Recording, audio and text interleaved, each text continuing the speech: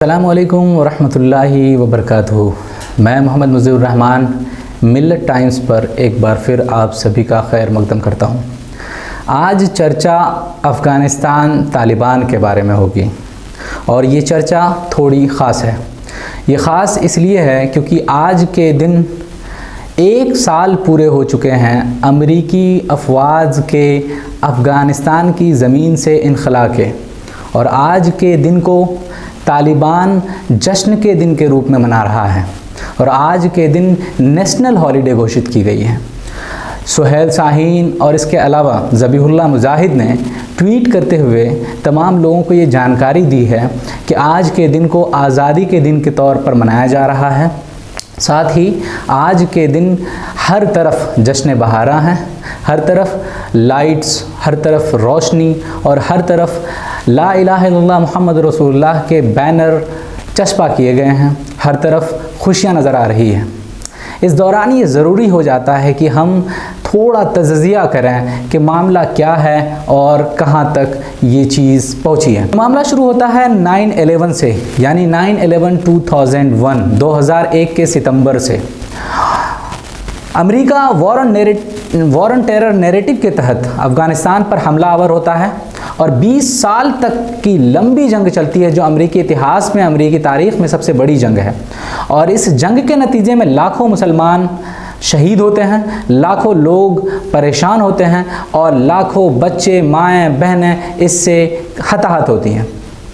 America carpet bombing करता है, America target strike करता है और इस तौर पर वहाँ अफ़गानिस्तान की सरज़मीन पर रहने वाले जो बाशिंदे हैं, जो वहाँ की ज़मीन से ताल्लुक़ रखते हैं, उनको निशाना बनाया जाता है।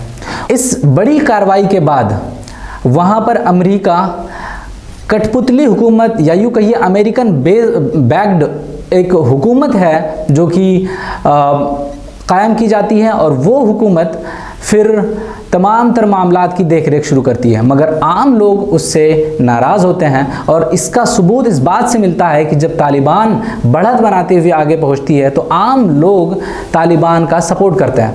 और ये बात जग जाहिर है और ये कई रिपोर्ट्स में इसका खुलासा हो गया कि तालिबान ने बड़ी तेज़ी से काबुल की ओर चढ़ाई की और हर जगह, हर तरफ उसे मदद मिलती चली गई। तालिबान ने पिछले साल अगस्त के महीने में 31 अगस्त को आधी रात को काबुल पे जो है पूरे तौर पर कब्ज़ा कर लिया था, और वहाँ से जो पहले से वहाँ पर जो मौजूद लीडर्स थे पुरानी हुकूमत के, वो फ़रार हो चुके थे, उनमें से बेशतर। तो ये मुख्तसर सा मामला रहा है तालिबान को लेकर के। और इसी इनखला का, जिसमें कि जो अमेरिका के जो आखिरी फ़ौजी थे वो भी जो है मुल्क से निकल गए थे। इस इनखला के 1 साल पूरे हो चुके हैं और इस 1 साल के पूरे होने पर पूरे अफ़गानिस्तान में जश्न का माहौल है।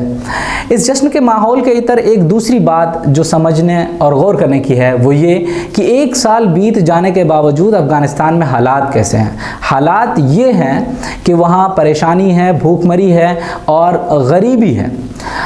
आज भी अफ़गानिस्तान को, यानी तालिबानी हुकूमत को, ज़्यादातर मुल्कों ने बाज़ाब्ता यूँ कहिए रिकॉग्निशन नहीं दिया है, और रिकॉग्निशन नहीं मिलने की वजह से तालिबान के जो कारोबारी मामलात है उसमें अड़चनें आ रही है। इस वजह से मुल्क का जो मुआशी निज़ाम है वो दरहम बरहम है।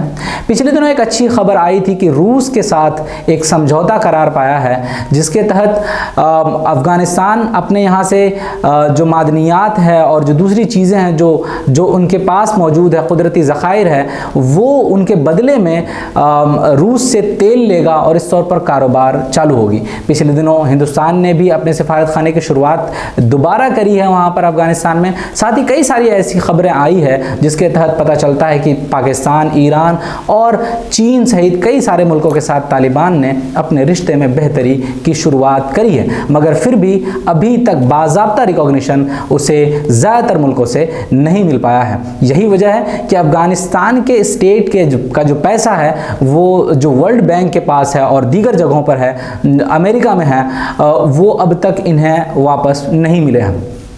इसी बीच में यूनाइटेड नेशंस ने एक रिपोर्ट जारी करते हुए ये चेतावनी दी है, ये बताया है कि अफ़गानिस्तान के जो आम शहरी हैं वो भयंकर अकाल की चपेट में आ सकते हैं, उन पर कहत साली का एक बोझ पड़ सकता है, और इसको लेकर के आम लोगों को उन्होंने चेताया है।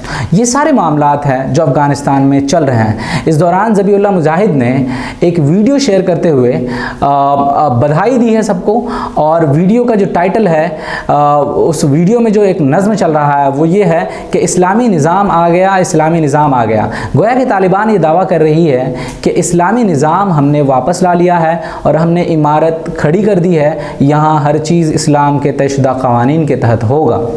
देखना ये है कि तालिबान और कितने दिनों तक ख़ुद को ज़्यादा प्रॉस्पर कर पाती है। देखना ये होगा कि तालिबान किस तौर पर मुल्क में जारी माशती बहरान को कंट्रोल कर सकती है, और कब तक पूरी दुनिया तालिबान को पूरे तौर पर रिकॉग्निशन देती है, और तालिबान कब जो है पूरी दुनिया के सामने मजबूत मुल्क के तौर पर उभरता है, और जो सिफारती ताल्लुकात हैं उन ताल्लुकात में और सभी मुल्कों की तरह, दूसरे मुल्कों की तरह बेहतर ढंग से काम करता है।